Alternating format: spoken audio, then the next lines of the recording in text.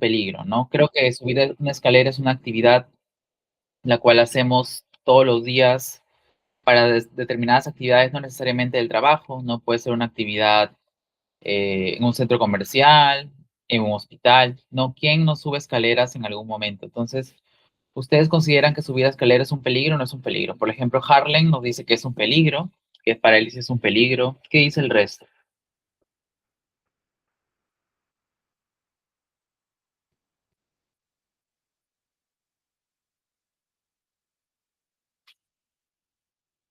¿Qué dice el resto? ¿Subir una escalera es un peligro? Miguel Fajardo dice si está mojado, sí es un peligro, ¿no? Él tiene ese criterio ahora, ¿no? Dice que solamente si está mojado es un peligro como tal, que si no está mojado no es un peligro. ¿Qué más dice el resto? Janetti Vargas dice que sí es un peligro,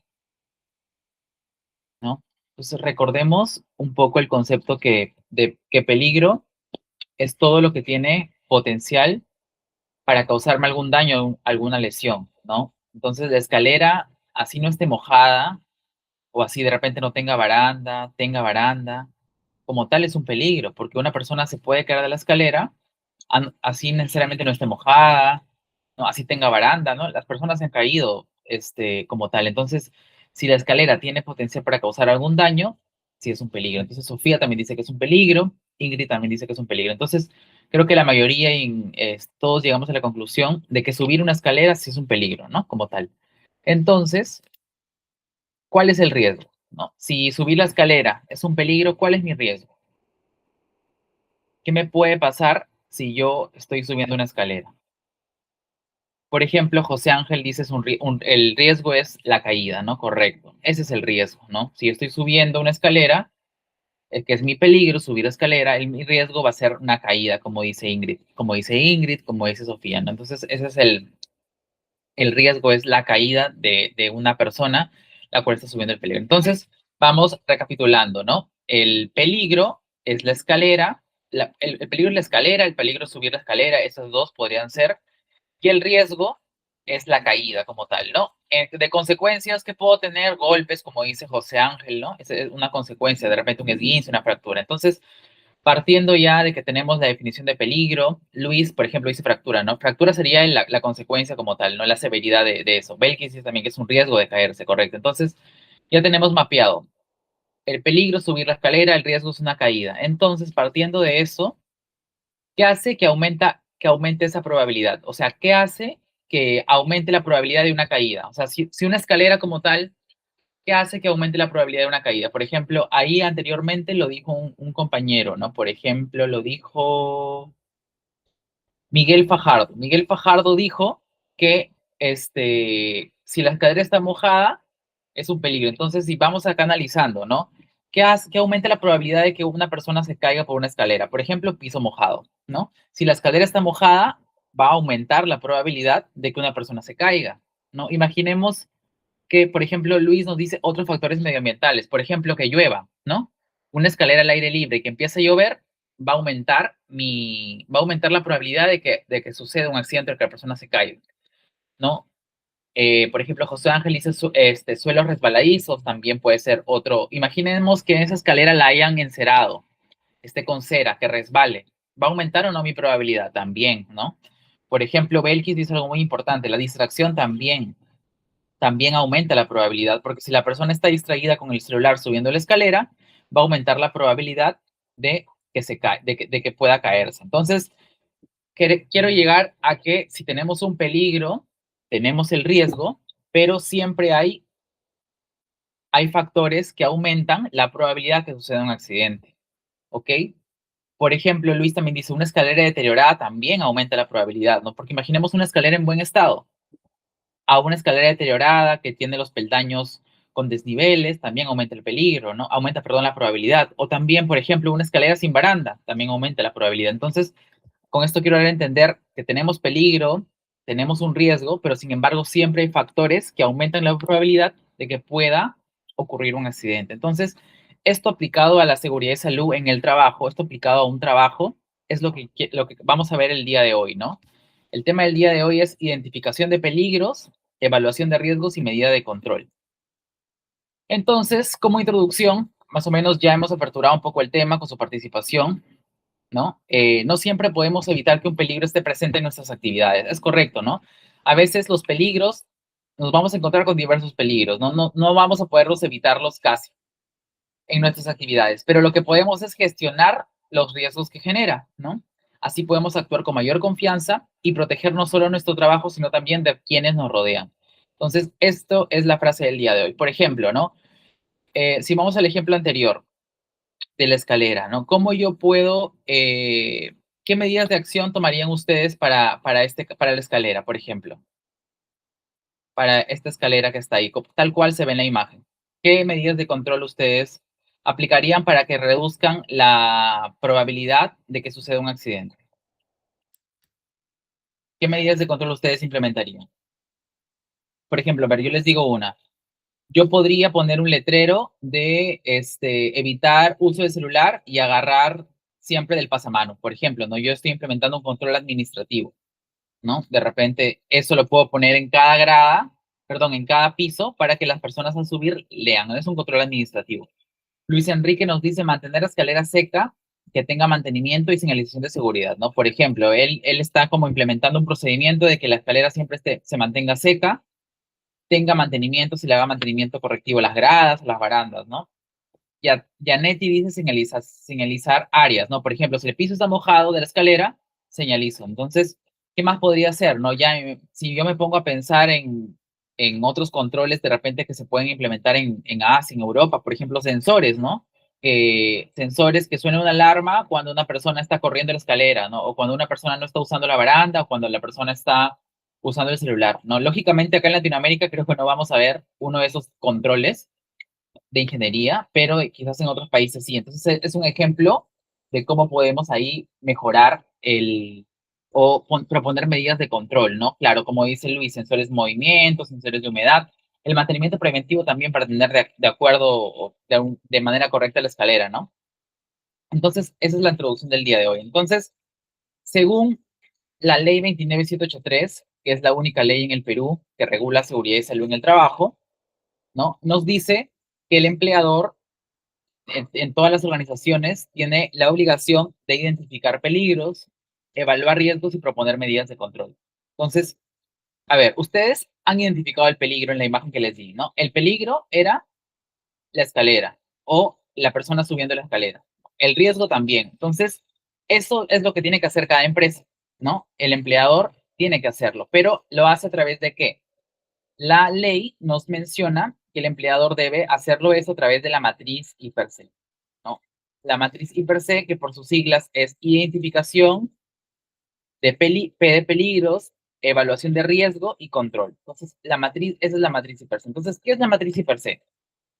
La matriz IPERSE es un proceso en el que permite reconocer la existencia y características de los peligros, evaluar la magnitud de los riesgos asociados teniendo siempre en cuenta controles existentes. Entonces, en pocas palabras, es buscar, identificar cuál es el peligro, evaluar qué tanto me puede generar, qué riesgo me puede generar alto, medio, bajo, o qué es lo que puede desencadenar, y que establezco cómo yo controlo que no me pase un accidente o ese riesgo se haga realidad, se materialice. Entonces, básicamente, esta es la matriz imperse. ¿Ok? Entonces, hay unas consideraciones importantes las cuales nosotros debemos de tener y saber para hacer o elaborar una matriz IPERSE. Deme un segundo, por favor. Bien. Primero es que la ley exige que estas matrices sean exhibidas en el lugar y en el centro de trabajo. No, según el artículo 32 de la ley 29783, estas matrices IPERSE tienen que estar exhibidas en el puesto de trabajo. ¿No? Yo siempre recalco que hoy en día, cuando, por ejemplo, me voy a un gimnasio, me voy a un restaurante, ya veo que hay matrices IPERSE pegadas en sus puestos de trabajo, lo que antes de verdad no había. Entonces hay una mejora. Ya no sé si ustedes han ido, han podido ver a Oeshle, en algunos gimnasios ya tienen sus matrices IPERSE ahí puestas. Entonces es algo que antes no veíamos, solo veíamos en mineras, en construcción, pero ahora hasta en supermercados. Entonces es importante, ¿no? Porque cada vez más hay que ir cumpliendo la ley. Entonces, la ley te exige que las empresas tengan exhibidas esa matriz y per se. Que ahora también he visto mucho que los hacen a través de QRs, ¿no? De repente, como estamos en una época donde todo es tecnología, ¿no? Mayormente, he visto que los están haciendo en QRs, o sea, encuentra tu matriz y per se en este QR, ¿no? Y la persona escanea y puede leer el QR también. La norma no te dice que no lo debas hacer, simplemente te dice que sea exhibida, ¿ok? Entonces nosotros ya de alguna manera podemos implementar. Claro que el tema de los QRs pues sirven en empresas como por ejemplo supermercados, gimnasios, ¿no? Yo creo que ahí aplicaría, ¿no? Pero si te vas a una construcción o una minera o una industria, es mejor que esté la matriz ahí, ¿no? Presente, no para que te demores en escanear el QR, ¿no? Porque en todo caso no sería tan factible para la empresa. Entonces, hay que cumplir con que la empresa tenga visible su matriz y per se por puesto de trabajo. ¿Ok? También es importante que el empleador actualice mínimo una vez al año esta matriz. ¿Ok? Entonces, ¿qué quiere decir? Por ejemplo, hoy día estamos 5 de febrero. Por ejemplo, ¿no? Hoy día 5 de febrero de 2026, yo como miembro del comité apruebo la matriz con todo el comité, entonces queda vigente hasta el 5 de febrero de 2027. Entonces quiere decir que en todo ese año la matriz está vigente. Pero, ¿qué pasa si nosotros en reunión del comité hemos aprobado la matriz y per se, por ejemplo, de una secretaria, ¿no? Del puesto de trabajo secretaria, vamos a imaginar. Entonces, esa matriz está aprobada actualizada hasta un año más. Pero, ¿qué pasa si en el mes abril, el jefe dice, ¿sabes qué? La secretaria tiene que ahora todos los viernes de cada mes, o sea, una vez al mes, tiene que salir a pagar hacer unos pagos al banco, o sea, salir del centro de trabajo, ir a un banco a pagar, ¿no? Entonces se cambió la actividad, se cambia su MOF, ¿no? Su manual, el manual de organización y funciones se cambia, se actualiza, o sea, es una actividad nueva para la trabajadora. Entonces, ¿qué pasa? ¿No? Como el empleador se confía y dice, yo tengo mi matriz y per se un año vigente, no es necesario actualizarlo. No la actualiza, la deja tal cual, porque efectivamente este cambio de actividad se hizo en abril, dijimos. Supuestamente la matriz se aprobó en febrero, entonces de febrero a abril, febrero, marzo, abril, hay 3 meses recién de un año. El empleador se confía, no la actualiza, y la trabajadora, la secretaria, a la hora que va a hacer el pago del banco, ocurre un accidente. Al hacer la investigación, arroja que es un accidente de trabajo. ¿Por qué? Porque estaba haciendo una función de su MOB, ¿no? Su jefe inmediato le dio una orden, ella no se mandó sola y fue dentro del horario laboral. A la hora que Sunafil pide la matriz y per se, no está considerado ese peligro de trabajos fuera. No está considerado, no hay ningún riesgo. O sea, ¿qué quiere decir eso? ¿Qué creen ustedes?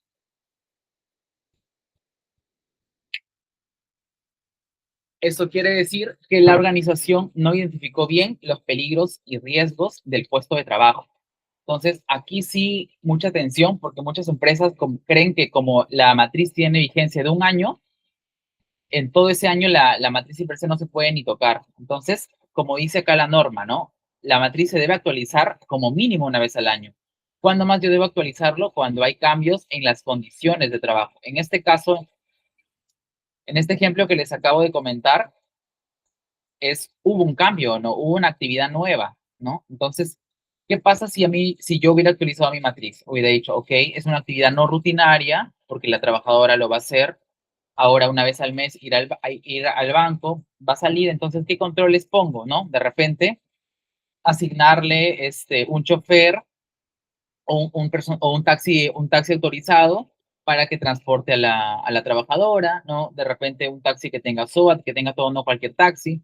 De repente se va a ir a un banco que está cerca a una comisaría, ¿no? Y de repente el control sería coordinar con la comisaría para que de repente por el tema de robos, porque también es otro peligro que nos exponemos en esa actividad fuera. Entonces, vamos a que debemos de mapear también cuando una matriz y per se actualizarla, cuando las condiciones de trabajo cambien. No solamente para cosas externas, ¿no? De repente también, no sé si les ha pasado a ustedes en sus empresas, que a veces los jefes plantean nuevas actividades a los trabajadores, ¿no? O les mandan a hacer actividades las cuales no están en su MOF y sin embargo ya se vuelven rutinarias. Entonces, esas actividades también hay que mapearlas, porque si sucede una actividad, perdón, si sucede un accidente de una actividad que no está mapeada, Eso es sinónimo de que la organización, el empleador, no ha hecho una buena identificación de peligros. ¿Ok? Por eso es muy importante la matriz per se. Otra consideración importante es el tema de seguimiento, ¿no? Hay que hacer un seguimiento a los controles de la matriz per se, ¿no? Hay que hacer un seguimiento cómo van las medidas de control, si están siendo eficientes, si de repente han habido incidentes o accidentes, ¿no? Que me indiquen que las medidas de control están mal para poder actualizarlas, poder mejorarlas, ¿no? También ver el tema de la salud de los trabajadores, las condiciones de trabajo también, ¿no? Imaginemos, por ejemplo, que se ha hecho una matriz per se de un puesto de trabajo, ¿no? De un taller, por ejemplo, de mantenimiento. Y ahora en ese taller hacían, por ejemplo, soldadura eléctrica, ¿no? Imaginemos. Y luego en ese taller van y compran acetileno, compran oxígeno y nitrógeno, ¿no? Para hacer oxicorte.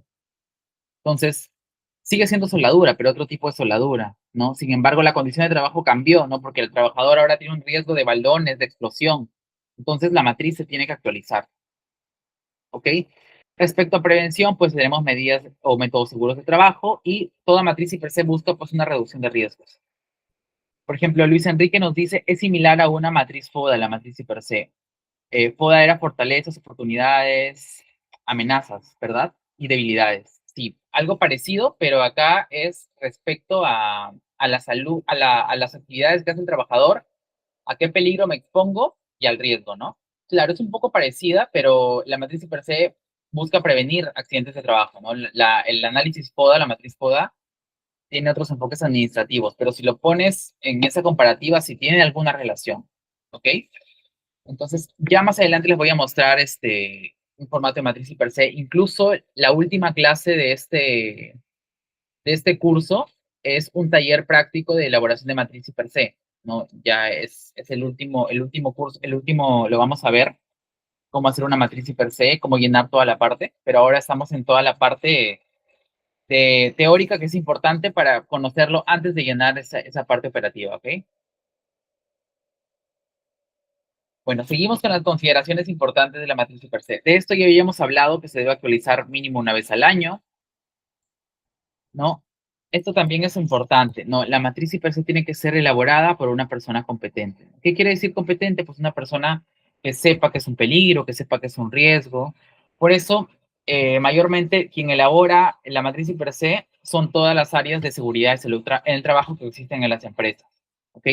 Incluso hay gerentes o empleadores cuando no tienen un área de matriz, perdón, no tienen un área de seguridad y salud ocupacional, la matriz per se la tercerizan a una empresa, pues, que sepa seguridad y salud en el trabajo. ¿Por qué? Porque no la puede hacer cualquier persona, ¿no? Esto no podemos mandar a hacer, no sé, a una persona que no tiene conocimientos en seguridad.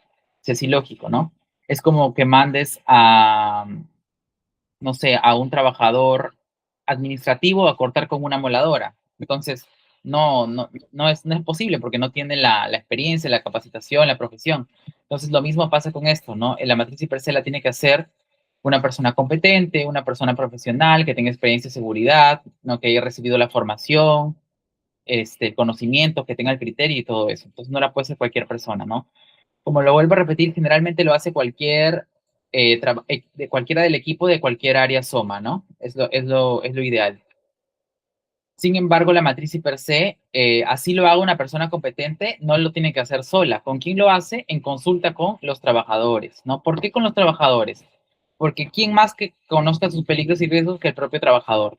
¿No? ¿Quién más que ellos? Entonces, el propio trabajador sabe qué actividades hace, sabe a qué peligros se expone. De repente, el propio trabajador te puede decir, no, ingeniero, yo ya no hago esta actividad, ahora hago esto, de repente empleo esta máquina. Entonces, ¿quién más que el propio trabajador? Entonces, por eso la ley es clara en decir que esta matriz y per se hace en consulta con los trabajadores. Entonces, ¿cómo hago la consulta con los trabajadores? Pueden ser muchas opciones, pero lo más ideal es hacer una reunión con toda el área de trabajo. A ver si me explico. Por ejemplo, vamos a actualizar la matriz y per se del área de logística. Entonces, ¿qué es lo que tienen que hacer?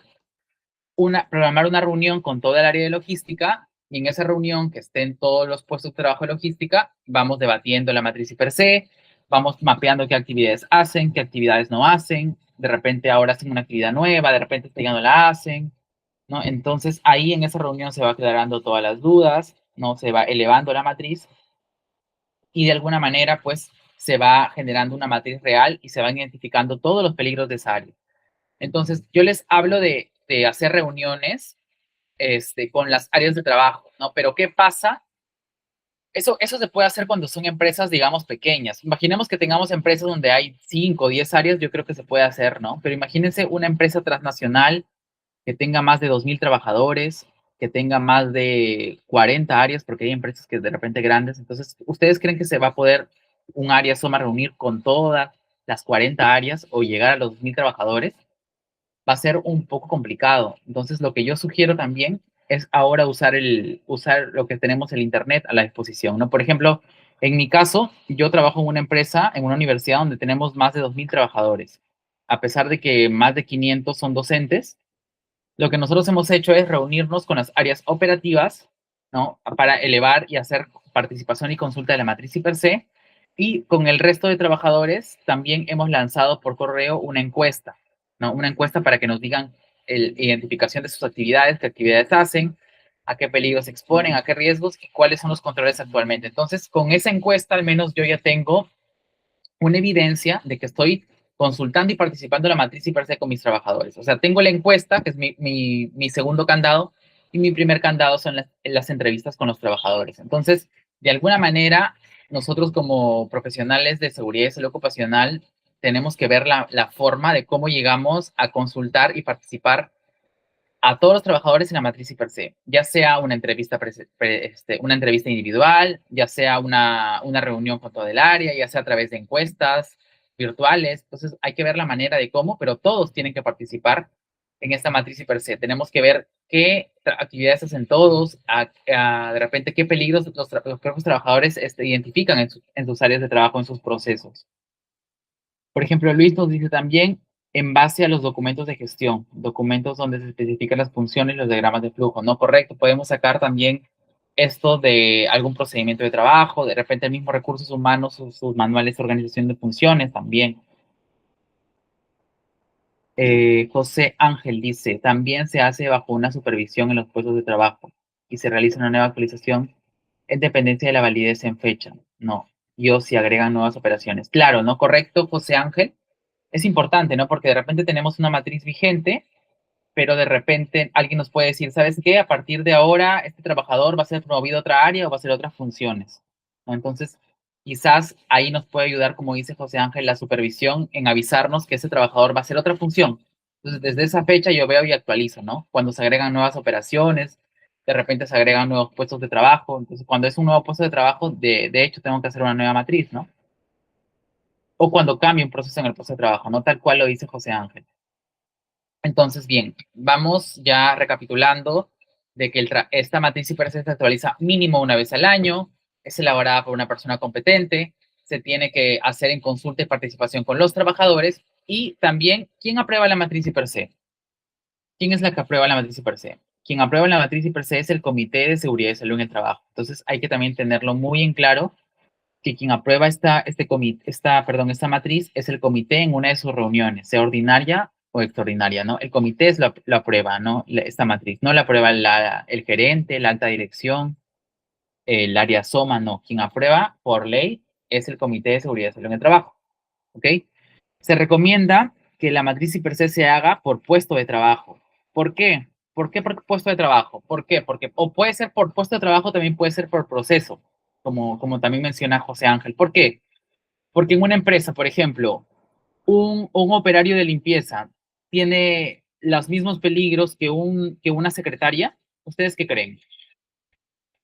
¿Un trabajador de limpieza tiene los mismos peligros que una secretaria? No, efectivamente no, ¿no? Porque el operario de limpieza está expuesto a polvo, está expuesto a productos químicos porque usan, no sé, algún químico para limpiar los water, los inodoros, para limpiar el piso, ¿no? Entonces está prácticamente el operador de limpieza para casi el 80% del día parado, agachado para poder limpiar, ¿no? Entonces, diferente a una secretaria que prácticamente está las 8 horas sentada en una computadora, ¿no? Y ella va a tener más peligros tipo locativos, tipo peligros ergonómicos. Entonces, por eso las matrices se hacen por puesto de trabajo, ¿no? o como dice Luis, según sus actividades que realice. Entonces, yo no puedo mezclar una matriz de un operario de limpieza con una secretaria. Lo que sí podría, por ejemplo, englobar es, por ejemplo, les cuento que, como les decía, en mi caso, yo trabajo en una universidad y tengo alrededor de 50 trabajadores, 50 asistentes administrativos, como 10 auxiliares administrativos, como 4 secretarias y como analistas administrativos. Entonces, yo que he hecho para todos estos tipos de matrices de puestos, he hecho una sola matriz como tal, que se llama asistentes administrativos. Entonces, ahí englobé a todos mis asistentes administrativos en una sola matriz. Asistentes y auxiliares administrativos. Entonces, ¿algo me puede decir Sunafil? No, ¿por qué? Porque yo he elaborado mi matriz para todo ese puesto de trabajo, salvo que haya una asistente administrativa que haga una función diferente.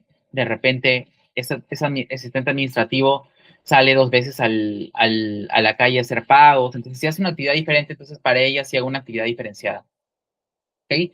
Entonces, se puede hacer por puesto de trabajo, también se puede hacer por proceso, ¿no? Un proceso administrativo, de repente proceso operativo.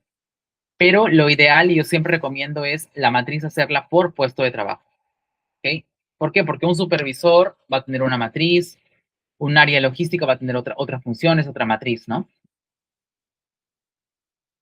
Por ejemplo, Luis Enrique dice, pero todos esos trabajadores no están en una misma oficina, no pueden haber estos diferentes. Correcto. De repente, por ejemplo, mis trabajadores administrativos tengo 5 en el primer piso, ¿no? Y tengo, no sé, 8 en el quinto piso. Y esos del quinto piso tienen que subir escaleras, tienen que subir ascensores, se exponen a otros peligros. Entonces, por eso también es importante hacer esa diferenciación por puesto de trabajo, ¿no? ¿Por qué? Porque imaginemos, la del primer piso no van a tener que subir escaleras, ¿no?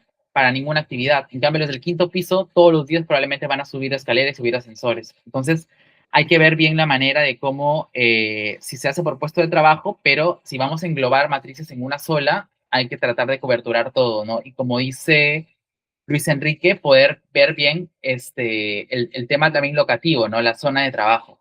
Porque como dice él, una oficina de repente no tiene lo mismo que otro. De repente hay una oficina que tiene aire acondicionado, otra oficina que tiene, no sé, ventilador, ¿no? Y en el ventilador que está en el techo, de repente, pues, como tengo un riesgo de que caiga el ventilador, ¿no? Diferente al aire acondicionado, de repente. Entonces, hay que ver toda esa parte también de la ubicación, ¿no? Como dice José Ángel, aparte de sus actividades se debe tomar en cuenta las condiciones de trabajo, ¿no? Porque pueden haber 4 secretarias en el segundo, correcto, ¿no, José Ángel? Pueden haber secretarias, no sé, en un sótano o secretarias en un cuarto piso que tengan que subir ascensores, escaleras, ¿no? Entonces, se hace por puesto de trabajo, pero también se ve la condición de trabajo, ¿no? Si todos mis asistentes administrativos están a nivel, en un mismo piso, tienen las mismas oficinas, o sea, no hay un riesgo diferente, entonces, yo lo puedo generar con una sola matriz, ¿no? Pero si de repente ya hay esas condiciones de otras condiciones locativas, ¿no? Las condiciones de trabajo cambian, también tengo que identificar esos peligros, ¿no? Porque de repente uno no se expone con la otra.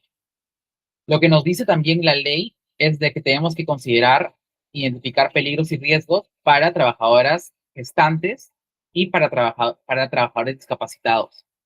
No sé si ustedes en sus empresas de repente tienen algún trabajador con alguna discapacidad, por ejemplo. Cuando tenemos trabajadores con discapacidad, también tenemos que hacer una matriz propia a ese trabajador, ¿no? Porque imaginemos que tengamos un trabajador que tenga una discapacidad motora. De repente es un trabajador que usa un andador o usa un bastón, ¿no? Si hay un desnivel y ese trabajador se cae, va a tener el mismo impacto que se caiga una persona que no tiene ninguna discapacidad, su severidad va a ser igual, su probabilidad va a aumentar, ¿no?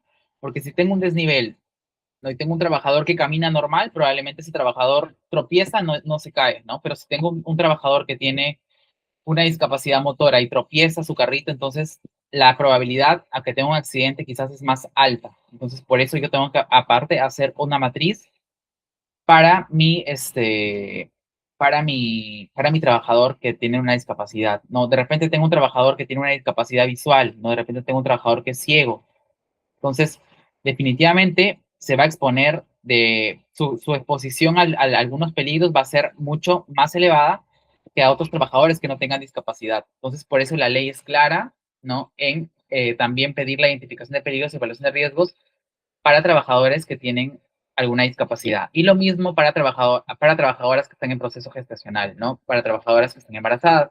Lo mismo, ¿no? Porque imaginemos una trabajadora gestante que se cae de las escaleras, va a ser más severo que un trabajador que se caiga de por las escaleras, ¿no? ¿Por qué? Porque hay obviamente otra vida ahí, entonces puede haber una complicación más, entonces su severidad va a ser más alta.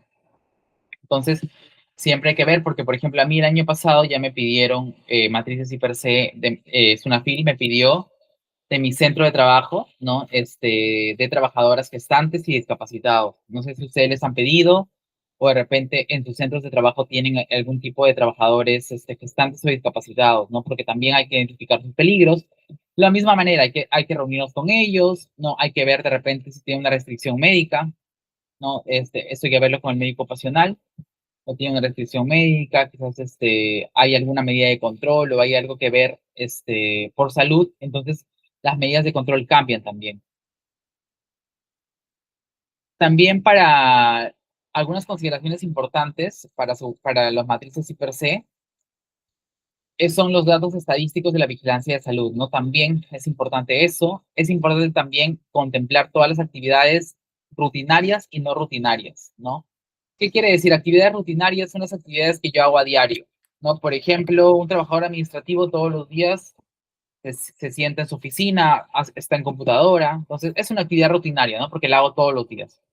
Por ejemplo, una actividad no rutinaria, lo que les explicaba, ¿no? Si a ese trabajador administrativo ahora lo mandan todos los días, una vez al mes, perdón, si lo mandan una vez al mes a que salga algo, hacer un trámite, una gestión de la empresa, se vuelve una actividad no rutinaria, ¿no? Porque la hace cada 2 meses, cada 3 meses o mensual. Entonces también hay que mapear esa actividad, ¿no? De repente, no sé, por ejemplo, en mi caso tengo yo docentes, como trabajo en una universidad, tengo docentes que al año 2 veces se van de visita a plantas industriales, puede ser a Baco, a Bacus, perdón, o a Petroperú. Entonces se van 2 veces al año. Entonces yo tengo que poner también en su matriz y per se, ¿no? Eh, ex- ¿qué peligros pueden haber si esos trabajadores se van a una planta fuera, por ejemplo? Puede ser un peligro perdón, un riesgo de algún accidente de tránsito y también puede ser algún peligro mecánico porque se están yendo a plantas industriales que tienen máquinas, no puede ver al trabajador. Entonces, aunque sea no rutinaria, aunque sea una actividad que la haga 2 veces al año o una vez al año, yo tengo que mapearlo, ¿no? Porque la ley me pide también mapear e identificar actividades no rutinarias. ¿Ok? También es importante ver todas las actividades no rutinarias. Además, también me pide actividades de emergencia. ¿Qué actividades de emergencia son? Por ejemplo, yo creo que deberíamos considerar sismo en todas las actividades, ¿no? En todas las matrices y per se, ¿no? Porque siempre estamos propensos a que haya un sismo en el trabajo y ver cómo actuar. Y también yo siempre aconsejo de que en actividades de emergencia se tome la emergencia más resaltante de la ciudad. Por ejemplo, en mi caso, que yo soy de Chiclayo, ahorita en verano estamos expuestos a lo que son lluvias. Entonces, yo mi matriz y per se tengo que poner como actividades de emergencia el tema de lluvias, ¿no? ¿Por qué? Porque lluvia va a traer más piso mojado, resbalones, caídas, ¿no? De repente, si hay alguien de ustedes que está en minería, están a más de 4.000 metros de altura y ahí hay nieve, tienen que considerar como emergencia nieve, ¿no? Si de repente estamos en la sierra del Perú y estamos cerca, no sé, a huaicos, aluviones, entonces también hay que poner en nuestra matriz, ¿no? Siempre recomiendo poner la emergencia más significativa de la ciudad en la que están, ¿no? ¿Por qué? Porque uno nunca sabe y la ley también es clara en decir que se contemplen actividades de emergencia, ¿no? Emergencia, actividades rutinarias, actividades no rutinarias. Bien, también se deben considerar en la matriz y per se, después de un accidente de trabajo, mi plan de acción. Por ejemplo, si mi plan de acción, tuve un accidente y mi plan de acción fue hacer un control de ingeniería, debe aparecer en esa matriz y per se, ¿no? Por ejemplo, les cuento recién, ¿no? En mi organización donde yo trabajo, aunque es una empresa de bajo riesgo porque es una universidad, tengo un montón de accidentes por caídas a nivel.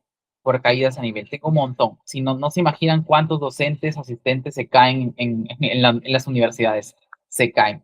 ¿Por qué? Es por piso mojado, por, por piso que le han encerado bastante y queda resbaloso, ¿no? Y recientemente tuve un caso de un accidente porque un trabajador de mantenimiento, un jardinero, atravesó toda su manguera por pasadizo tras pasadizo sin señalizarlo, y llegaba una docente que estaba apurada, porque ya iba a iniciar su clase y no había llegado aún, entonces sale apurada y no ve la manguera, se tropieza y se cae. Entonces, por ejemplo, a partir de ese accidente, tuve que actualizar mi matriz y per se en todos los puestos de trabajo, ¿no? Respecto a obstaculización del paso peatonal, entre paréntesis, manguera. Entonces, ¿por qué? Porque ya tengo un precedente de un accidente. Entonces, cuando hay un precedente, tengo que ser específico mi matriz. Entonces, también he tenido, por ejemplo, casos que se han caído por piso mojado o por que el piso lo deja muy encerado. Entonces, todos esos detalles yo los tengo que sumar a mi matriz y per se. ¿Por qué? Porque ya han habido accidentes en base a ello. Entonces, igual hay que adicionarlo a la matriz per se, ¿no? El resultado, las causas de las investigaciones de los accidentes o enfermedades ocupacionales, ¿no? Bien, también tenemos tipos de matrices y per se, ¿no? Hay tipos de matrices y per se. La matriz y per se línea base, ¿no? Que es una matriz en la cual en la norma de construcción no aparece como tal ese término, sin embargo la de minería sí, ¿no? Sí aparece y se define, ¿no? En la matriz LIPC línea base es la matriz, como su mismo nombre lo dice, la base de todo. Entonces, cuando empieza recién el puesto de trabajo, es una matriz que empieza desde las actividades, ¿no? Una matriz IPC específico es una matriz que yo hago simplemente por un proyecto en específico que va a durar un determinado número de días. Por ejemplo, en una obra de construcción viene una subcontrata a hacer drywall. Entonces me presento su matriz específicamente para todos los trabajos de drywall. O viene una subcontrata a hacer conexión, instalaciones sanitarias. Me presento su matriz IPC específico solamente para sanitario. ¿Okay? Un IPC continuo en construcción sí lo menciona y está operativo. En respecto a la regla de minería, en la normativa de minería también aparece y lo define, ¿no? Y es un IPC continuo, ¿no? Se hace diario, ¿no? Y todos los días se actualiza, ¿no? De acuerdo a las actividades como van. Y pues la matriz per se siempre busca evaluar, hacer una evaluación inicial de los riesgos y reevaluar cuando hay algún cambio, ¿no? Como ya lo habíamos mencionado anteriormente. Bien. Entonces, ya más o menos tenemos la noción de lo que es la matriz per se, ¿no? Vamos a recapitular. Es una matriz que identifica peligros, evalúa riesgos, propone controles, se actualiza mínimo una vez al año, se hace por una persona competente, ¿no? Se hace en consulta y participación con los trabajadores. Es ideal hacerlo por puesto de trabajo, pero siempre considerando las condiciones de trabajo del espacio de trabajo. Hay que considerar también matriz y per se o identificación de peligros a nuestros trabajadores gestantes y a nuestros trabajadores discapacitados. ¿Ok? Entonces, ese es el resumen de esa parte. Entonces, ahora vamos ya como tal a los componentes de la matriz y per se, ¿no? Lo que hemos hablado primero es la identificación de peligros. Ese es el primer componente. ¿Qué es una identificación de peligros? Pues es un proceso mediante el cual localiza y reconoce que existe un peligro y se define sus características, ¿no? Por ejemplo, en el primer ejemplo que dimos al inicio, ustedes identificaron correctamente el peligro, ¿no? Que era la escalera y era el proceso de subir y bajar una escalera, ¿no? Ese es el peligro, lo identificamos bien. Entonces, como tal, esa es la identificación de peligros, ¿no? Es un proceso mediante el cual se localiza, se conoce el peligro y se sabe que existe, ¿no? También en ese se definen sus características. Entonces, acá llevamos al concepto o a la definición como tal de peligro. ¿Qué es peligro? Peligro es una fuente, situación o acto con potencial de causar un daño, ¿no? Deterioro a la salud, a la seguridad o a ambos, ¿no? Entonces, el peligro tiene la capacidad de causar un daño, pero no garantiza que ese daño ocurra. Entonces, el peligro puede ser una fuente, puede ser una situación o puede ser un acto. Por ejemplo, ¿no? Si tengo un tablero eléctrico, es un peligro. Como tal, un tablero eléctrico es un peligro, ¿no? Esa es mi fuente. ¿Cuándo sería una situación? De repente tengo el tablero eléctrico abierto. Es una condición subestándar y también es una situación, entonces también es un peligro. De repente yo tengo un trabajador tocando, manipulando un tablero eléctrico energizado sin guantes dieléctricos. También es un peligro, pero sería un acto subestándar, ¿no? Entonces, eso quiere decir el peligro. Es toda fuente, toda situación o todo acto que tiene potencial para causarme algún daño o una lesión. ¿Okay? Entonces, ese es el peligro. Todo lo que tiene potencial para causar un daño o una lesión es un peligro. Por ejemplo, ¿qué es peligro? Una escalera, una máquina, ¿no? Un desnivel, ¿no? Un equipo de soldadura, un balón de gas, todo lo que tenga potencial para causarme algún daño, alguna lesión, es un peligro, ¿vale? Eso es un peligro. Sin embargo, el peligro tiene tipos, ¿no? Hay que clasificar a los peligros. Si bien en los peligros podemos encontrar demasiados peligros, estoy presentando en esta lámina los tipos de peligros más resaltantes, por así decirlos, para poder identificarlos también, ¿no? Porque como parte de la matriz per se, dice identificación de peligros. Entonces, ¿cómo identifico el peligro yo? Y tengo que identificar, saber que es un peligro que me va a generar un daño y qué tipo de peligro es. ¿Okay? Entonces, empezamos con el primer tipo de peligro que podemos ver acá, que es el tipo de peligro mecánico, ¿no? Los peligros mecánicos son todos los peligros que tienen que ver con máquinas,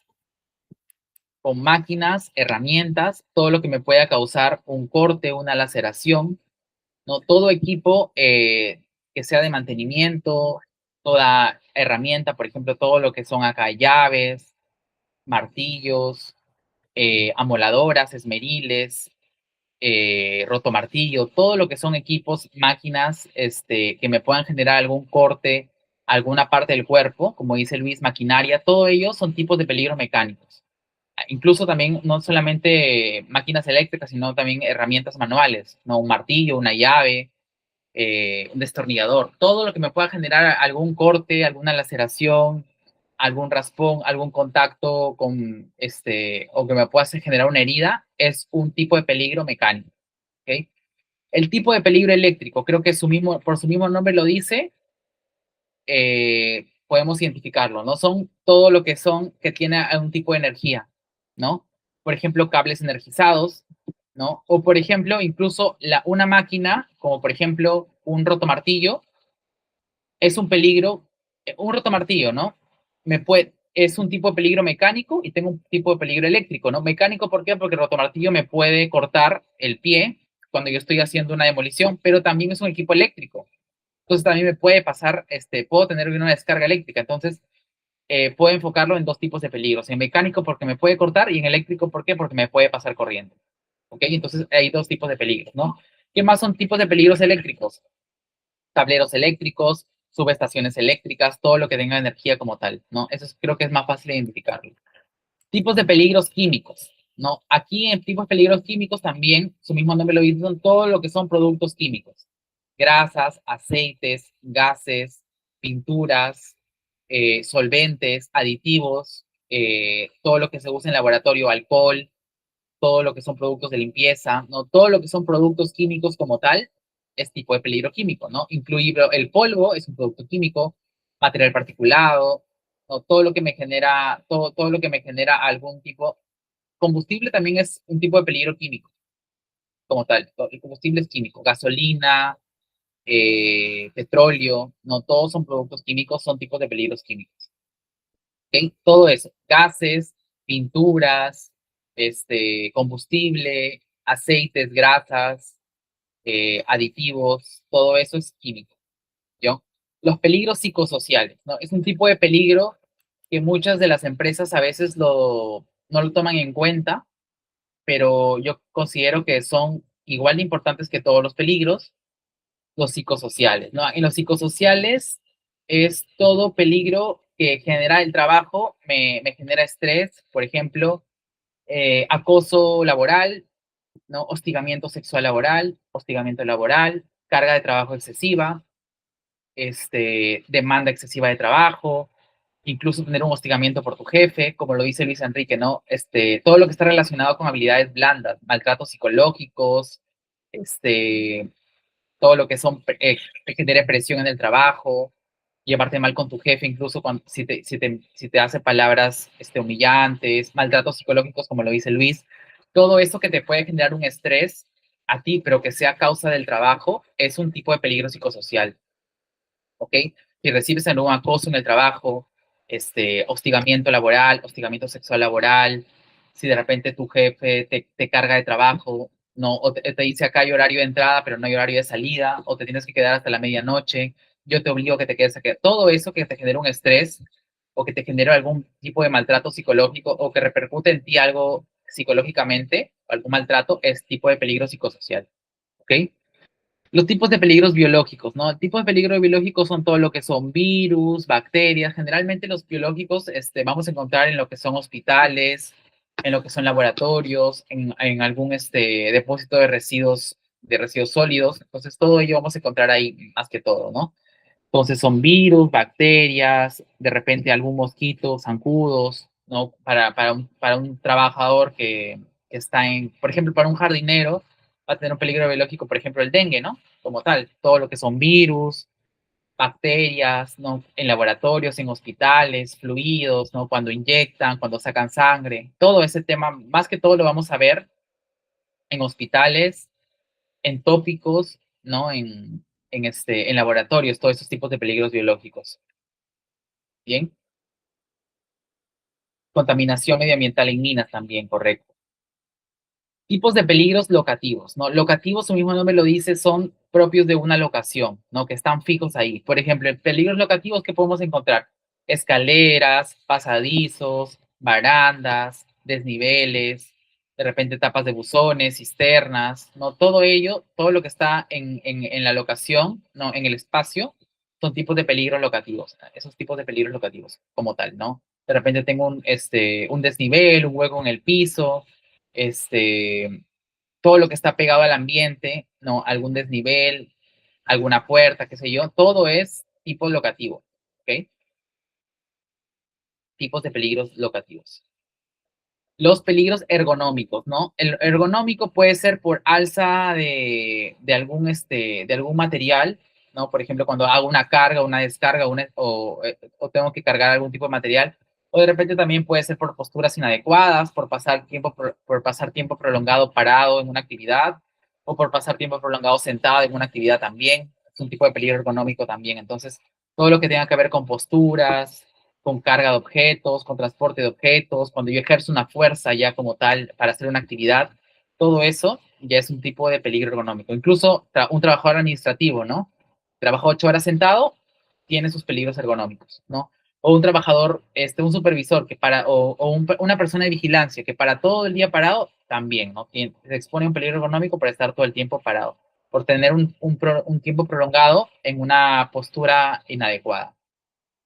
Bien, y por último tenemos los tipos de peligros físicos, ¿no? Los tipos de peligros físicos son todo lo que desencadena iluminación, ventilación, radiación. Por ejemplo, si yo tengo un trabajo que está expuesto directamente al sol, es un tipo de peligro físico, ¿no? Porque voy a tener una quemadura. Si tengo una oficina, la cual tiene una iluminación pero baja y luego me hace doler la cabeza, es un tipo de peligro físico. Si yo estoy en una oficina en la cual estoy en verano y no tiene ni siquiera una ventana, ni ventilador, ni aire acondicionado, y estoy que me zancocho, es un tipo de peligro físico. Entonces, este peligro físico ve todo lo que es ventilación, iluminación, de repente radiación también, ¿no? Si tengo una empresa que, por ejemplo, que hace rayos X, también hay un tipo de peligro físico por radiación, ¿no? Entonces, este tipo de peligro ve todo ese tema, ¿no? Es iluminación adecuada a algún desarrollo en la tarea. Entonces, estos tipos de peligros yo considero que son los más fundamentales. Sin embargo, existen más tipos de peligros, pero esos son los que más vemos día a día. Algunos tipos de peligros pueden producir un accidente, ¿ok? Por ejemplo, el locativo puede producir un accidente, ¿no? Si yo tengo un piso mojado, puede producir un accidente, ¿no? Si yo tengo un tablero eléctrico, una persona que manipula un tablero eléctrico sin guantes de protección dieléctrico, se puede producir un accidente, ¿no? Sin embargo, también en los tipos de peligros pueden producir enfermedades profesionales. Como por ejemplo, ¿no? De repente, todo el día no, estoy cargando, perdón, estoy todo el día sentado en una silla y la silla no es ergonómica, ¿no? No tengo lumbar, ¿no? Es una silla recta y de repente en unos años me empieza a doler la columna y cuando me hago exámenes el médico me dice que se me ha originado un problema en la columna por una mala posición. ¿De dónde viene esa mala posición? Del trabajo. Entonces sería una enfermedad ocupacional. Entonces puede ser también, ¿no? Tanto los tipos de peligros puede producir una enfermedad ocupacional como también puede producir un accidente de trabajo. Bien. Entonces ahora vamos a hacer una dinámica para poder identificar los tipos de peligros, ¿no? Antes de pasar, me gustaría que vuelvan a dar una leída a estos tipos de peligros para poder hacer la dinámica, que es un juego de 6 preguntas en los cuales vamos a analizar y escoger qué tipo de peligro es alguna situación, ¿ok? Les voy a pasar un link para que puedan entrar. Este es el link, ya está en el chat. Mientras, ahorita les comparto el código que tienen que poner. Un segundo, por favor.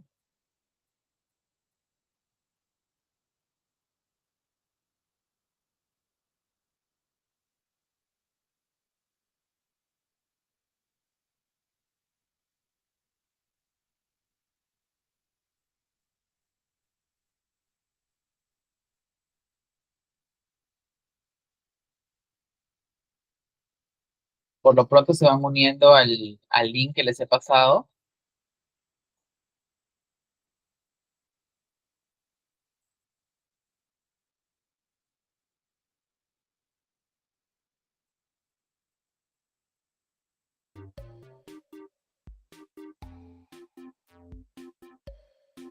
Bien, entonces ese es el código que tienen que poner, por favor, 131-9907 y se van uniendo. ¿Vale? Se van uniendo. Ya se unió Sergio, Luis Enrique, Johanna. Con 10 primeros empezamos. Los que no alcancen también participa por el chat, porfa. Ya, ok, con 10 primeros empezamos. Los que no alcancen, repito, se pueden unir y participar y responder por el chat, no hay problema. Vamos, 4, ya señor Lady, Gaby. 4 más y empezamos.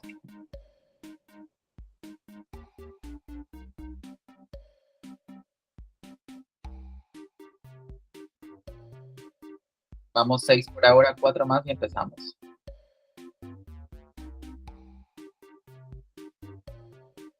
Ya se unió David también. 3 más y empezamos. 3, 3, 3.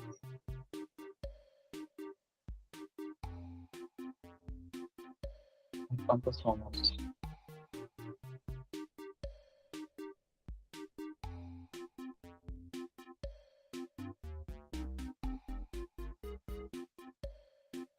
Janetti también ya se unió.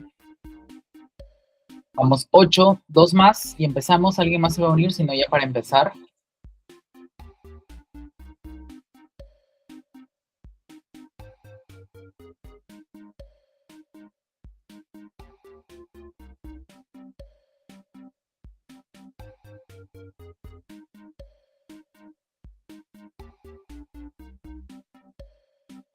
Saúl, 1 más. Y Harley. Bien, ya estamos los 10. Bien, vamos a empezar con ellos 10 primeros. Los que no se han podido unir pueden participar por el chat tranquilamente, ¿vale?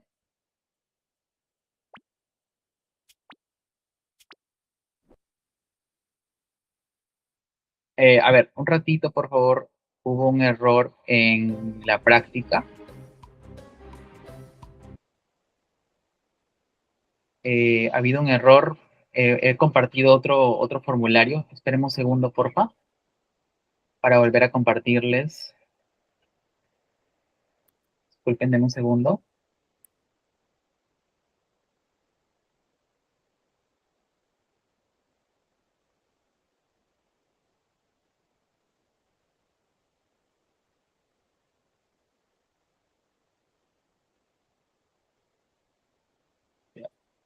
Pueden salir de ahí. Voy a volver a enviar el código porque he pasado otro formulario.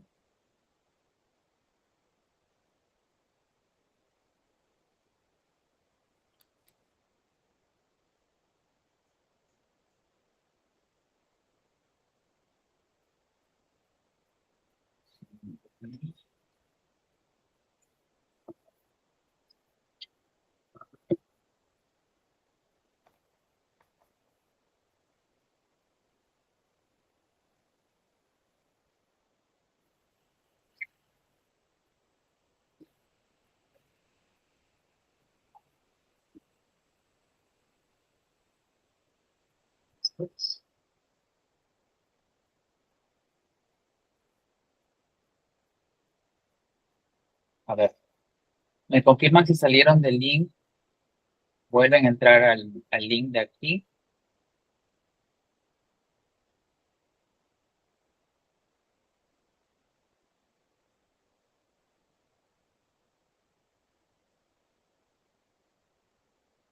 Ahora sí ya tengo, sí, es otro código. Ok. Chicos, las disculpas del caso, ya tengo el nuevo código.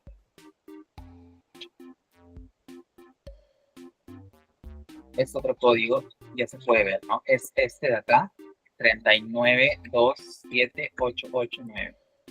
Ese es el nuevo código.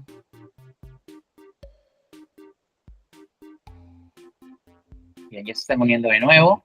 Gracias, chicos, y disculpen por el error.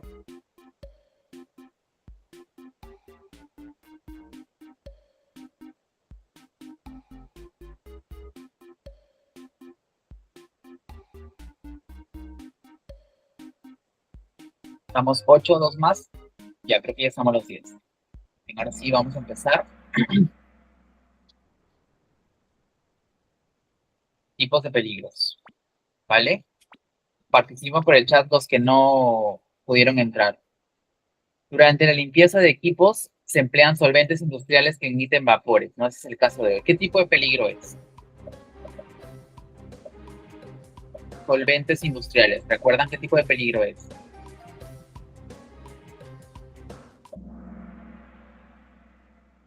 Genial. Son tipos de peligros químicos y todos han marcado correctamente. Bien, todo lo que son solventes, pinturas, materiales, alcohol, petróleo, combustibles, todo este tipo de producto químico, ¿vale? Por ahora va liderando Johanna. Turnos extensos o rotativos mal gestionados. ¿Qué tipo de peligro es? ¿No? Cuando de repente a uno le dan turno hasta las 11 de la noche, hasta las 10 de la noche, extensivos, no rotan, solamente le dan a uno, se genera un tipo de peligro. ¿Qué tipo de peligro es?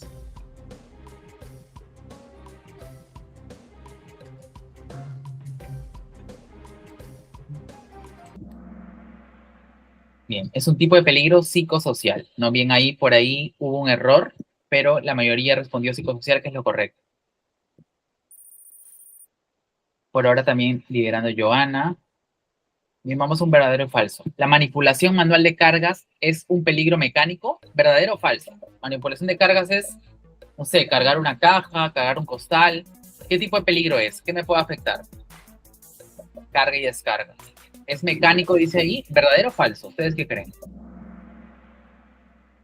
Correcto, ¿no? Es falso porque todo lo que son manipulación manual de cargas es un tipo de peligro ergonómico. Bien.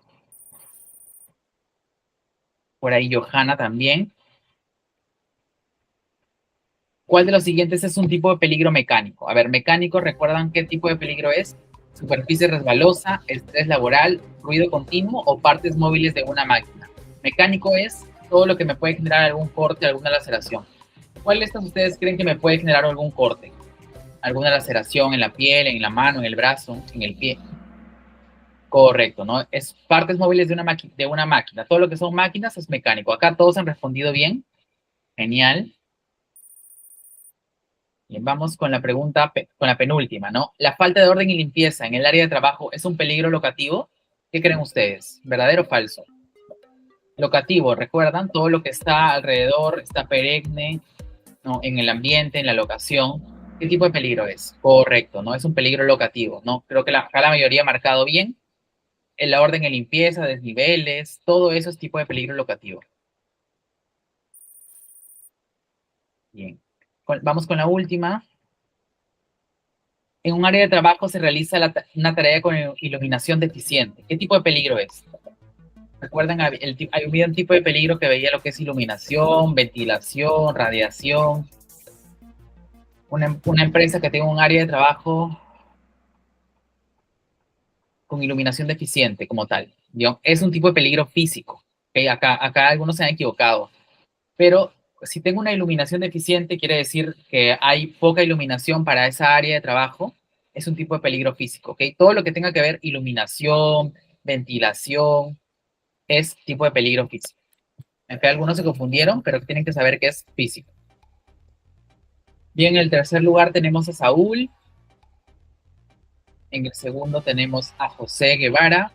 Y en el primero tenemos a Johanna. Bien, chicos. Vamos a continuar con la clase. Gracias por la participación y disculpen por el error. Había sacado otro juego de otra clase, pero bien. Entonces ya vamos un poco afinados al tema de los tipos de peligros. Entonces, ya sabemos identificar el peligro, ¿ok? Ya sabemos cómo se identifica el peligro, qué es todo lo que me tiene potencial para causarme algún daño o una lesión. Ya lo voy a clasificar, qué tipo de peligro es. Entonces, luego, ¿qué tengo que hacer? Evaluar qué me puede pasar. Entonces, luego evalúo el riesgo. Es el segundo componente, evaluación del riesgo. Entonces, ¿qué es la evaluación del riesgo? Me permite valorar el nivel, el grado y la gravedad de ese peligro. Entonces, esa es la evaluación. Primero identifico el peligro y luego evalúo mi riesgo. ¿Ok? Entonces, para evaluar un riesgo tengo que saber qué es un riesgo, ¿no? El riesgo es la probabilidad de que ese peligro se materialice y genere un daño a alguna persona o al ambiente. En pocas palabras, el riesgo es cuando el peligro se vuelve realidad. Si mi peligro es piso mojado, mi riesgo es una caída a nivel, ¿no? Si mi peligro es trabajo en caliente, mi riesgo es una quemadura, ¿no? Si mi peligro es trabajo con una moladora, mi riesgo es un corte un contacto de la moladora con la mano. Entonces, ese es el riesgo. Es la probabilidad de que se materialice el peligro y se haga realidad. Entonces, por ejemplo, acá, ¿no? Peligro versus riesgo. El peligro, bajar la escalera distraído. El riesgo es caerme. ¿Ok? Esa es la diferencia. Por ejemplo, vamos acá con unos casos también. Acá sí me gustaría que participen por el chat para diferenciar entre peligro y riesgo. El primero, partes móviles expuestas de una máquina. ¿Peligro o riesgo? ¿Qué dicen? Tengo una máquina y tiene sus partes móviles que están rotando y están expuestas. ¿Peligro o riesgo? Peligro, correcto, ¿no? Ese es un peligro como tal. Es la fuente, ¿no? La fuente como tal. Exposición a vapores solventes durante la limpieza. Peligro o riesgo. Vapores. O sea, tengo vapores en el área.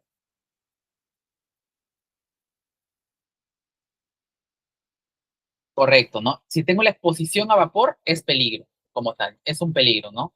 Todos los vapores están en el área, es un peligro porque es la fuente de. Probabilidad de una amputación de un dedo por usar una máquina sin guarda. Peligro o riesgo.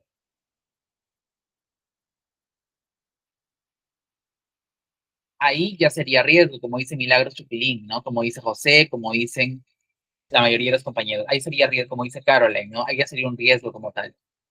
Alta probabilidad de intoxicación por vapores químicos. Peligro o riesgo.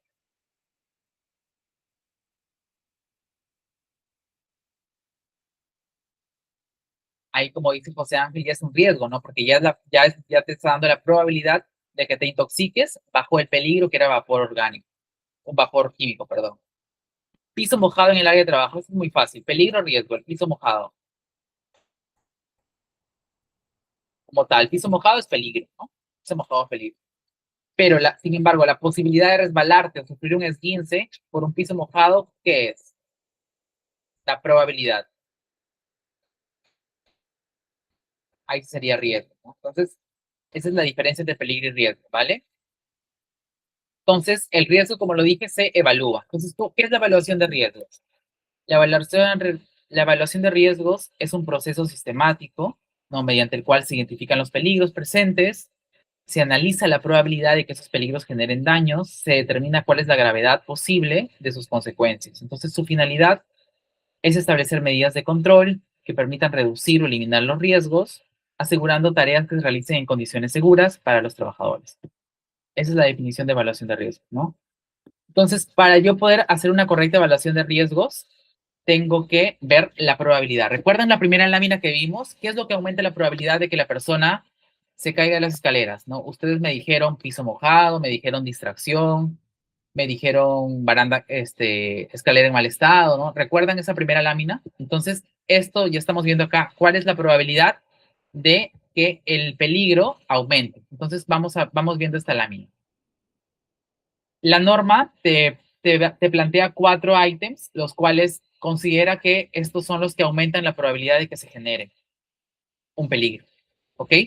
Vamos acá al primero, personas expuestas, ¿no? Si hay personas, entre 1 a 3 personas expuestas, tu ponderación va a ser 1, ¿ok? Tu ponderación va a ser 1. Si tengo entre 4 a 12 personas expuestas, tu ponderación va a ser 2.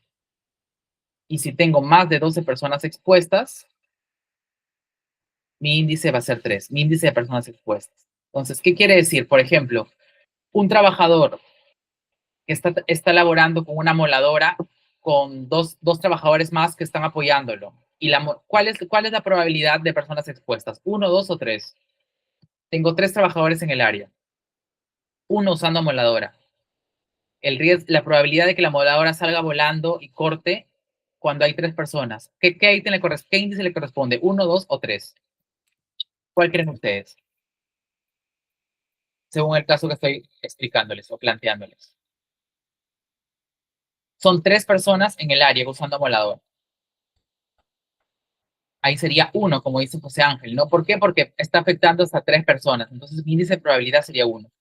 Imaginemos que, por ejemplo, hay una oficina, no sé si ustedes han visto esas oficinas de call center donde hay una fila larga de trabajadores. Imaginemos que tengamos una oficina de esos trabajadores de call center que sean 15, ya que sean 15 y esa oficina no tenga ninguna ventana, no tenga aire acondicionado, no tenga ventilador, estén los 15 ahí que se mueren de calor y tienen probabilidad de que les dé un golpe de calor a algunos. ¿Cuáles serían las personas expuestas por este peligro? ¿1, 2 o 3?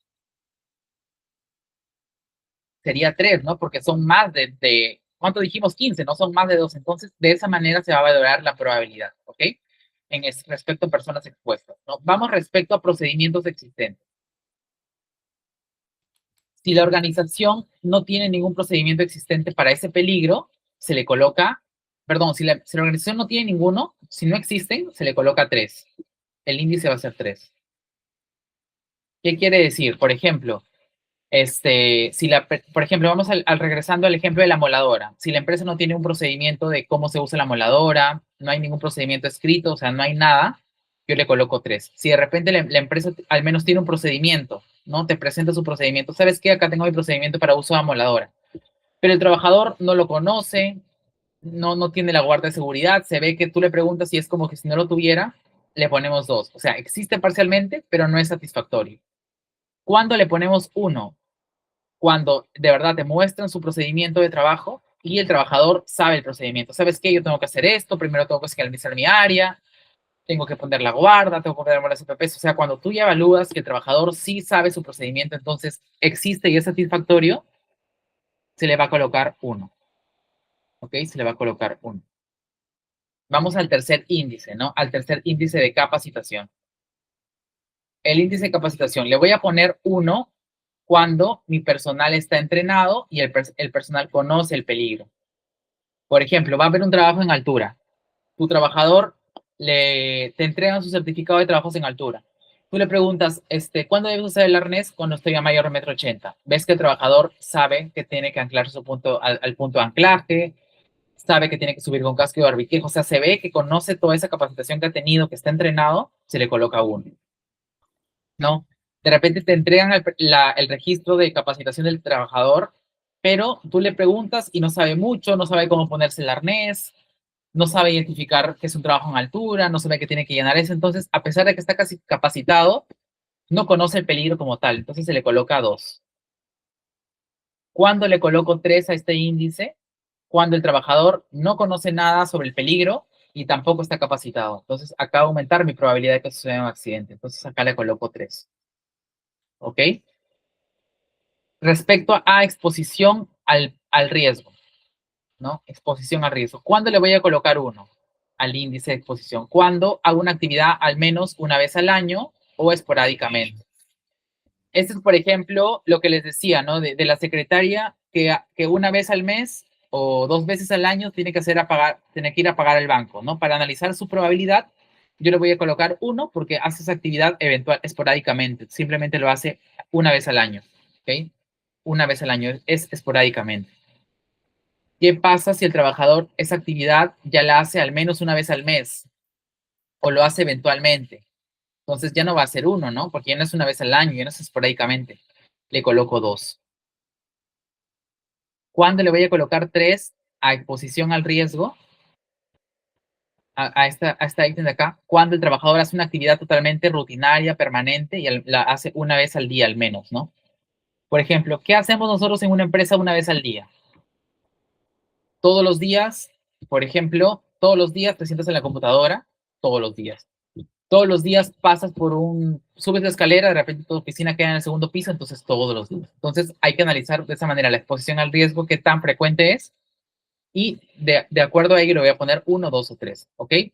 Entonces, para sacar mi índice de probabilidad, yo voy a tener que sumar estos 4 componentes, 4. Los voy a sumar. La suma de los 4 me va a dar mi índice de probabilidad. Imaginemos que acá me dio 1, acá me dio 2, acá me dio 1 y acá me dio 3. La suma 3, 4, 5, 6 es 7. Esta es mi probabilidad, 7. ¿Ok? Entonces vamos continuando con la lámina. Esta es la probabilidad como vamos a armar la matriz y per se. No se preocupen que esta matriz, esta parte práctica la vamos a ver la última clase cuando nos toque la parte operativa de la matriz. Entonces vamos ahora a la severidad. Así como la matriz tenía 4 componentes, la severidad simplemente tiene 3. ¿Cómo voy a dividir la severidad yo? Le voy a dar 1 cuando el peligro sea ligeramente dañino. O sea, cuando tengo una lesión sin capacidad, cuando tengo un pequeño corte, cuando tengo un disconfort, ¿no? ¿Cuándo le voy a dar 2? Cuando ya tengo una lesión con incapacidad. ¿Qué quiere decir incapacidad? Me da un descanso médico, me da una dermatitis, ¿no? Algún trastorno, un golpe, un accidente que me genere descanso médico, ¿no? Y cuando le doy 3, cuando es una actividad, cuando es un peligro en el cual si me pasa algo, va a ser una amputación, va a ser una lesión con incapacidad o incluso me puedo morir, puede haber un riesgo de muerte, un daño a la salud irreversible. ¿Ok? A ver, pregunto, ¿ustedes creen que una persona que está haciendo trabajos en altura a 20 metros, qué severidad le corresponde? ¿1, 2 o 3? Un trabajador que está a 20 metros de altura, ¿qué severidad le corresponde? ¿1, 2 o 3? ¿Cuál le pondrían ustedes?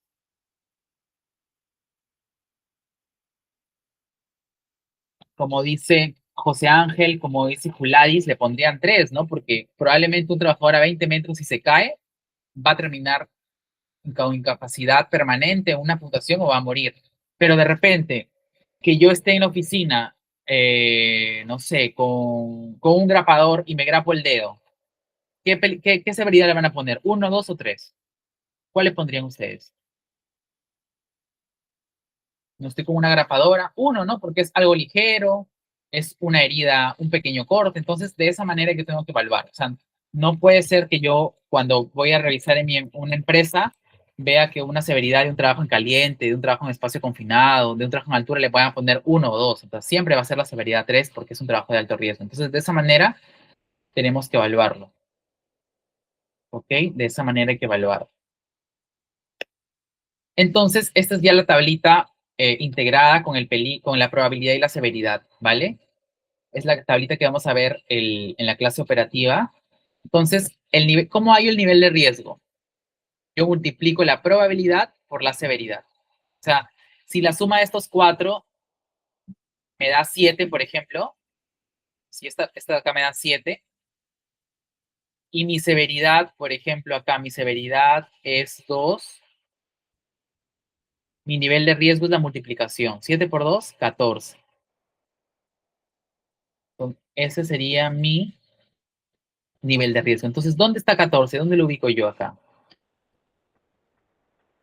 14 está aquí, ¿no? Entre 9 y 16. Entonces, ¿qué nivel de riesgo tengo yo? Moderado. Moderado.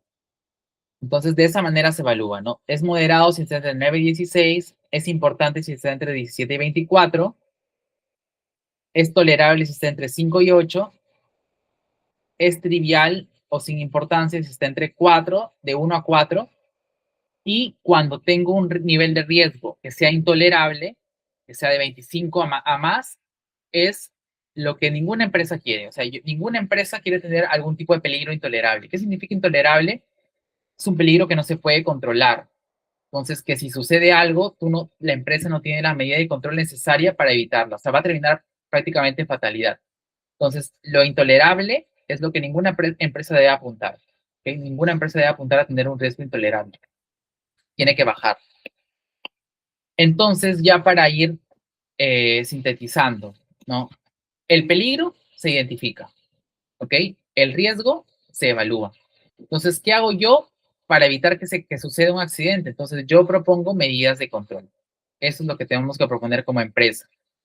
Medidas de control para abordar peligros y riesgos. Entonces, las medidas de control siempre tienen que estar orientadas a asegurar un cumplimiento efectivo, ¿no? Y que siempre tener yo estar en evaluación periódica de ese control para ver qué tan bueno es. Porque puede ser que yo propongo una medida de control y luego sucede un accidente. Por ejemplo, si mi medida de control es que use casco, imaginemos, ¿no? Y luego hubo un accidente, un trabajador que le cayó algo de arriba, así tenía casco, se golpeó, se lesionó. ¿Qué quiere decir? Que mi medida de control no fue la adecuada, entonces yo tengo que cambiar. Entonces, para esto, las medidas de control es la última componente de la matriz per se, ¿no? El control de riesgos, como dice acá. Entonces, ¿qué son los controles de riesgos? Son propuestas de medidas correctivas, se exige su cumplimiento y se evalúa periódicamente su eficacia de ese control. ¿Ok? Y estos son las medidas de control necesarias. No sé si alguna de ustedes de repente ya conocía sobre esas medidas de control, pero básicamente las medidas de control es por prioridades. Por ejemplo, yo siempre voy a buscar como empresa eliminar el peligro. Después, si no se puede eliminar, tengo que sustituirlo. Si no puedo sustituirlo, aplico control de ingeniería. Estas tres primeras, eliminación, sustitución y control de ingeniería, son mis barreras duras. ¿Por qué barreras duras? Porque son lo que toda empresa debe apuntar. No, son las medidas de control más eficientes como tal. ¿Qué es eliminación del peligro? Por ejemplo, yo quiero limpiar una ventana del cuarto piso. Entonces, si te quiero llegar al cuarto piso, tengo que usar andamios. ¿Cómo elimino el peligro de trabajo en altura? ¿Cómo creen que lo elimino? La única manera de eliminar el peligro de trabajo en altura es que el trabajador no suba a altura. Es la única manera. ¿Cómo elimino? De repente, yo como empleador compro unas extensiones para que mi trabajador desde el nivel llegue a la ventana y haga la limpieza. Quizás no va a ser una limpieza muy eficiente, pero yo evito que mi trabajador suba. Entonces, ahí estoy eliminando el peligro. ¿Ok? Estoy eliminando el peligro como tal. Ya no lo hago en altura, elimina el peligro. ¿Cómo lo sustituye el peligro, por ejemplo? ¿Cómo sustituye el peligro en altura? Sustituir es darle al peligro una probabilidad menos de caída, ¿no? O hacerlo menos peligroso. Por ejemplo, si antes yo quería subir a limpiar esas ventanas del tercer piso en escalera telescópica, de repente, ¿no? Entonces, de repente, ¿yo cómo hago? Ahora contrato o alquilo un elevador unipersonal que esté capacitado, ¿no? Que me capacite a mi persona, que tenga baranda, ¿no? Y que no esté en exposición al riesgo de la caída, ¿no? Reduzco como tal. Por ejemplo, como dice José Ángel, con una máquina elevadora, ¿no? Una máquina elevadora que esté con mantenimiento, que tenga baranda y todo. Entonces ya sustituye el peligro. Un control de ingeniería, por ejemplo, ¿no? Ya, está bien, yo subo a limpiar esa ventana, pero sin embargo yo adiciono un punto de anclaje para que en caso la maquinaria falle, el trabajador tenga su punto de anclaje, tenga su línea de vida independiente y si falla la máquina, el trabajador no se cae. Es un control de ingeniería, por ejemplo. Esos son controles, son barreras duras como tal, como dice la teoría, ¿no? ¿Por qué barreras duras? ¿Por qué? Porque no dependen del trabajador, ¿ya? No dependen del trabajador. ¿Qué pasa, por ejemplo, con las otras dos medidas de control, que son controles administrativos y EPPs? Los controles administrativos son todas las capacitaciones, charlas, señalización. Estas controles administrativos dependen de una manera del trabajador. Por ejemplo, ¿no? Si yo hoy día le doy una capacitación a un trabajador, por ejemplo, a Juan Pérez, le doy una capacitación en trabajos en altura, y le digo y le repito toda la capacitación que tiene que, en altura tiene que enganchar su arnés a una línea de vida. El día de mañana voy a primera hora y le encuentro arriba sin engancharse. Entonces, ¿por qué es una barrera más blanda? Porque esa control depende del trabajador. O sea, está condicionado que el trabajador haya puesto atención y aplique está también en juego la cultura preventiva del trabajador. ¿Qué pasa si me toca un trabajador que no tiene una cultura preventiva, que cree que tiene mucha complacencia, que tiene exceso de confianza? Así yo le he dado la mejor capacitación, así yo ya me he desgastado capacitándolo. El uso del EPP va a depender de él, el uso de la red va a depender de él. Entonces, de nada va a servir la capacitación. Por eso, es una barrera más blanda, ¿no? Y lo mismo con los EPPs, ¿no? Si al trabajador yo le digo, ¿sabes qué? Tienes que usar tu casco, tienes que usar tus guantes, te das una vuelta, regresas y le encuentras sin guantes. Entonces, también, ¿no? No es una barrera tan importante y tan dura. Por eso que las empresas deben siempre apuntar a tener eliminación de peligro, sustitución de peligro, control de ingeniería, ¿no? No son, también son importantes, pero son más blandas el control administrativo y todo lo que son respecto a los equipos de protección personal. ¿Ok? Bien, entonces esas son las medidas de control como tal. Entonces, criterios fundamentales para establecer controles, ¿no? Para priorizar las medidas de control, la organización debe considerar como mínimo número de trabajadores expuestos, lo que habíamos visto antes en la probabilidad, ¿no? Siempre yo recomiendo que nos adecuemos a la peor consecuencia posible, ¿no? ¿Qué es lo que peor que me puede pasar en este trabajo? Entonces, no es ser pesimistas, pero tenemos que prevenir. Nuestro rol de supervisor somos es prevenir. Entonces, ¿qué es lo peor que me pueda pasar? ¿No? Yo debo de pensar, si estoy en altura y si llueve, ¿qué es lo que pasa? ¿No? ¿Qué es lo que pasa si viene un aire fuerte y mueve mi andamio, mueve mi plataforma? ¿Cómo yo controlo esa actividad? ¿Cómo controlo ese acto, esa condición subestándar? Entonces, me tengo que poner siempre en el peor escenario posible y ver qué me puede pasar y ver cómo yo lo puedo controlar. Siempre tenemos que ver eso, como seguridad tenemos que prevenir bastante eso, ¿no? ¿Qué me pasa si mi trabajador de repente tiene horario extendido, ¿no? Y de repente ya tiene fatiga, tiene cansancio, entonces yo siempre tengo que prever todo, ¿no? Ver la peor consecuencia posible y en esto sacar una medida de control adecuada, ¿no? Por ejemplo, que sean felices inspeccionando previamente la tarea, que es la inspección, pues es bastante importante en seguridad, en SOMA en realidad. Bien, entonces, un esquema resumen como tal de lo que son la matriz y per se. Tengo que definir instrumento y recolección de información. Definir instrumento es la matriz y per se, ¿no? Y qué recolección, recuerdan que les dije, entrevista con el trabajador, reuniones con las áreas y pueden ser encuestas virtuales también. O también de alguna manera se pueden clasificar los procesos y las actividades, ¿no? Actividades administrativas, puestos administrativos, o de repente englobo pura actividad administrativa que estén en una misma condición de trabajo de infraestructura, ¿no?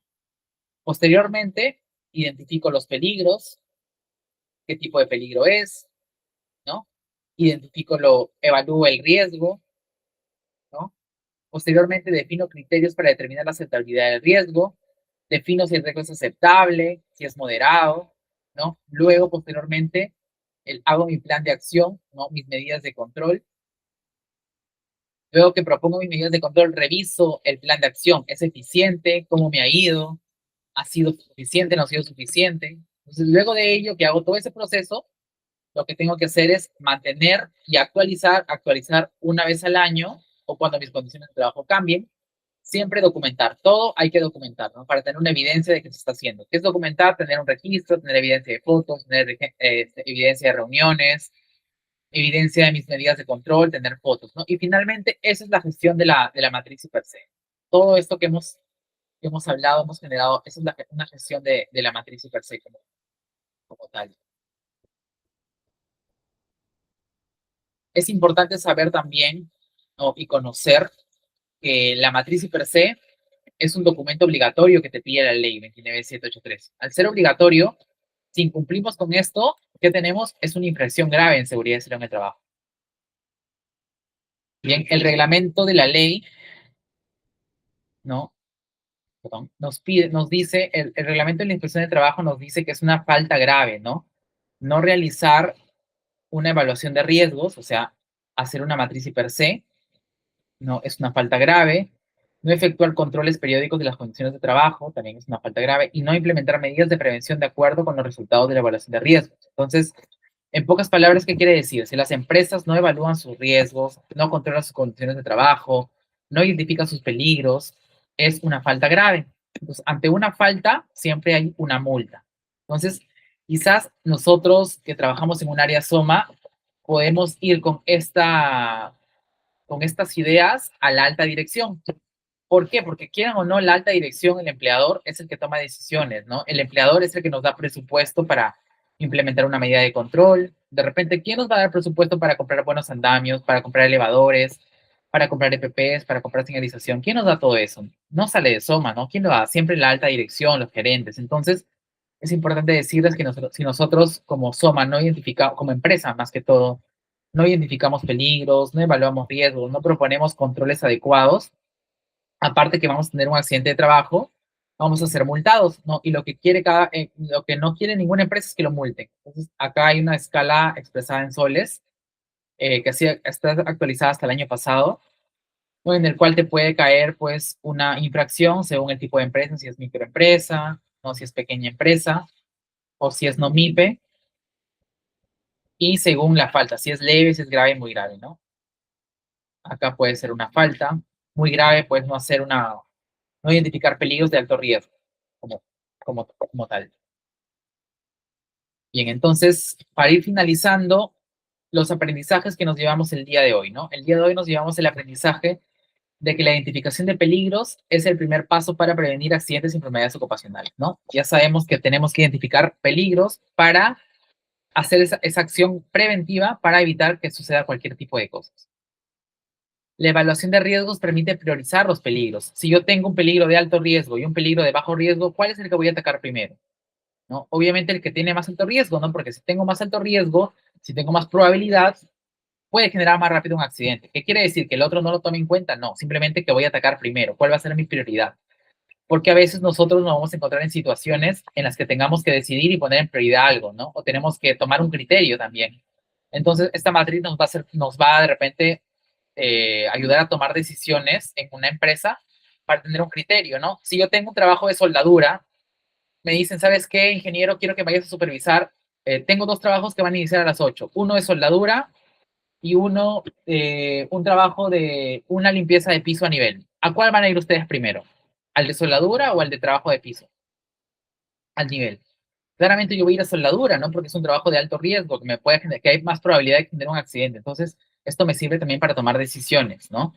Las medidas de control deben aplicarse siguiendo la jerarquía de controles. Ya saben, siempre se tiene que priorizar la eliminación de peligro, luego la sustitución de peligro, luego el control de ingeniería y por último, y no menos importante también, el control administrativo y el uso de equipos de protección personal, ¿no?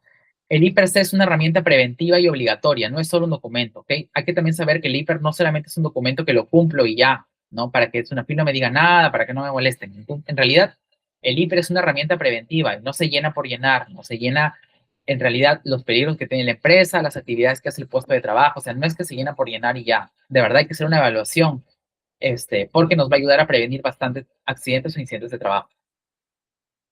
Otro aprendizaje el día de hoy es que los controles deben ser implementados, verificados y actualizados periódicamente, ya saben, mínimo una vez al año, ¿no? Y por último, es que el incumplimiento de una matriz per se puede generar sanciones legales a la empresa y poner en riesgo la seguridad de cualquier trabajador que sea del área de trabajo. Bien, chicos, esa ha sido la clase del día de hoy. Muchas gracias por la participación de todos. Muchas gracias también por su aporte, ¿no? Cada comentario que ustedes realizan o experiencia que cuentan de sus organizaciones dentro de su experiencia también en sus sectores, de alguna manera también me ayuda a mí y ayuda a todos sus compañeros a mejorar el criterio, ¿no? A tener un mejor criterio, porque de eso nos valemos nosotros, ¿no? De tomar criterio y tomar buenas decisiones en campo.